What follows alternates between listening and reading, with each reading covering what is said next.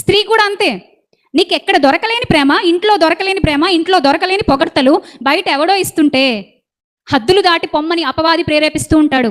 హద్దులు దాటి అతనితో ఎక్కడికైనా వెళ్ళమంటుంది, హద్దులు దాటి ప్రవర్తించమంటుంది.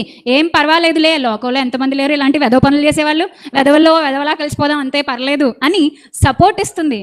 ఎవరు? అపవాది. ఇదేంటిది? శోధన.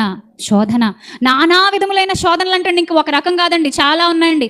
నాకు ఇలా అయింది సిస్టర్, నాకు ఇలా అయింది బ్రదర్ అని చెప్పుకోవడానికి ఒక్కొక్కరికి ఒక్కొక్క విధంగా ఉండొచ్చు. అయితే అన్నింటికి కూడా అర్థం చేసుకోవడానికి ఒకటి ఉంది మనకి. వాక్యపు గోడ అనేది నువ్వు కట్టుకుంటే దాన్ని దాటి ఏది నీలోనికి రాదు, రాకూడదు, రాలేదు, రానేరదు. బికాస్ ఆ శక్తి ఎవరిది?